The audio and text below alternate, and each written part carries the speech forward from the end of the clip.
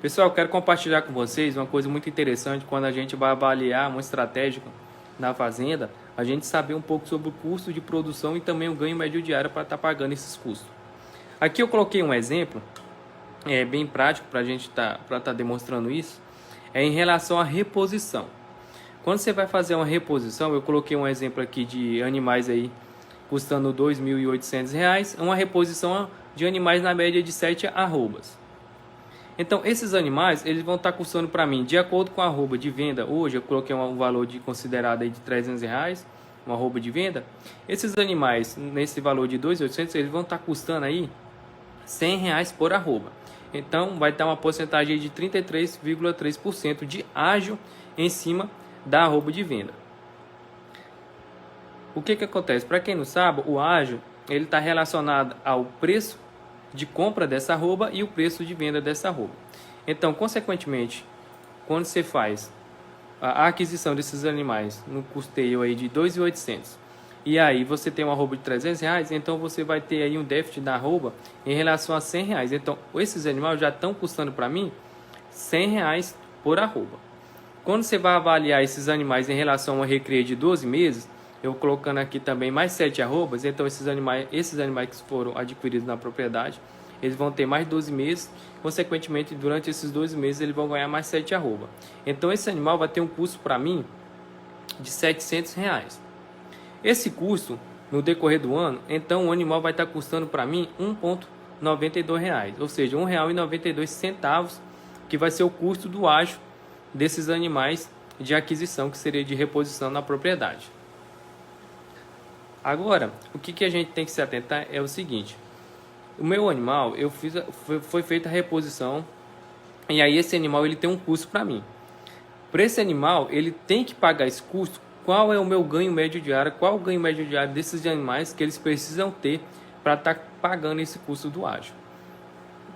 Considerando essa arroba de R$300, o preço de quilo da arroba do peso vivo do animal vai ser R$10. Então, esses animais eles têm que estar ganhando em média 192 gramas para estar pagando esse custo do ágio por dia. Outros parâmetros que devem ser avaliados também é em relação ao pasto. Eu coloquei um exemplo aqui desse valor aqui de R$50 em relação como se fosse um aluguel de pasto. Mas aí o ideal seria fazer uma avaliação mais criteriosa para estar avaliando realmente quanto é que está saindo o custo do pasto para esses animais. No exemplo aqui, eu coloquei um pasto de R$50, então vai estar custando aí R$1,67 por cabeça dia. O ganho médio diário que esses animais têm que ter para poder pagar o custo desse pasto vai ser em média 167 gramas cabeça dias.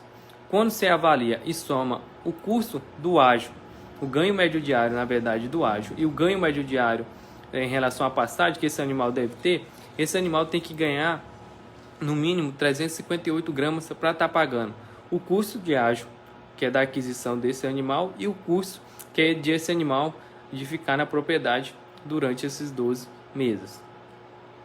Uma das coisas que a gente também deve levar em consideração é em relação à suplementação. Por quê? Em períodos da seca, deve-se atentar muito que muitos desses animais, ao invés dele ganhar peso, eles perdem peso. E, consequentemente, quando a gente faz essa avaliação em relação ao custo do ágio desse animal e o custo da manutenção que vai ter nesse animal com pastagem, você vê que se esse animal perder peso, já é um prejuízo. Por quê? Porque o animal já está vindo aqui, já está vindo com custo. Então, ele já está entrando na propriedade com custo. Então, você vai lançar estratégica para, no decorrer desses 12 meses, você ter um melhor desempenho e aproveitar ao máximo o potencial desse animal para obter ganhos considerados. Aqui embaixo a gente tem em relação ao valor da suplementação, né? Se vale a pena suplementar de acordo com algumas categorias, se é um sal mineral, se é um proteinado, se é um proteinado energético, proteico energético. E mais na frente eu vou estar explicando mais sobre esses produtos aqui e o ganho médio diário que o animal tem que ter.